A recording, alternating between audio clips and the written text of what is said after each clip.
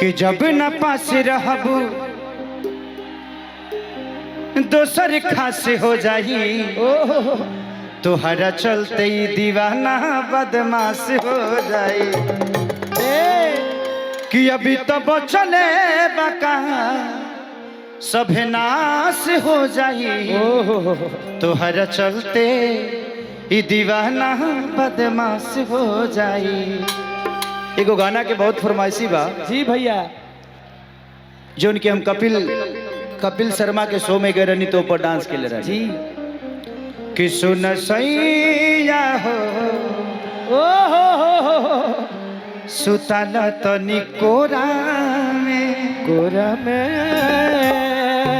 कि जरता जवनिया के आहरा हो लागत निकल जाई बहरा हो समाई नहीं झोरा कि सुन सैया हो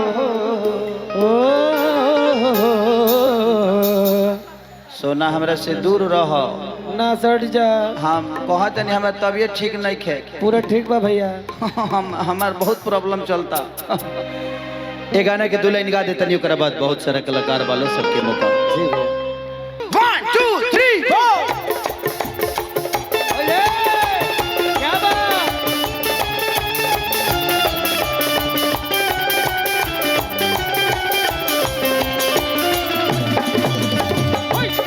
क्या बात है।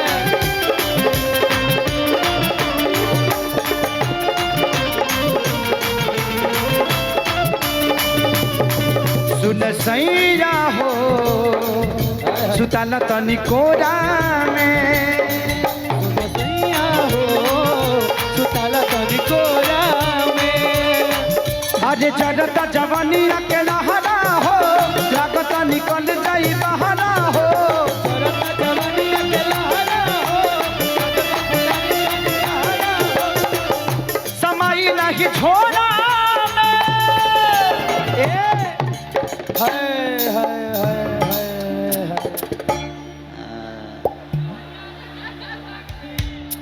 तो कुछ ज्यादा मजा नहीं खा ले एक जोधर बैठ जाओ बाबू बैठ जा। पीछे तार बा, तार अगर पैंट में ढुक जाई तो दिक्कत हो जाई। तो सुन सैया हो सुताला तनी कोरा में सैया हो सुताला तनी कोरा में सैया।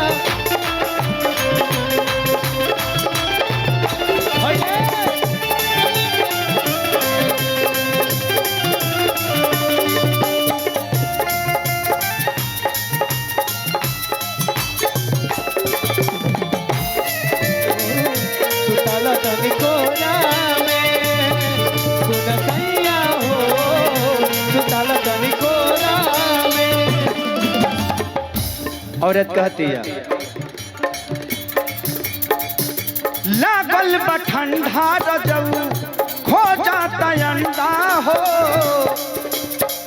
छिलनी प्याज पकौड़ी ताल देहानी कंदा हो मिलनी प्याज पकौड़ी खाने दे दिया छिलनी प्याज कचौड़ी ताल देहानी कंदा हो।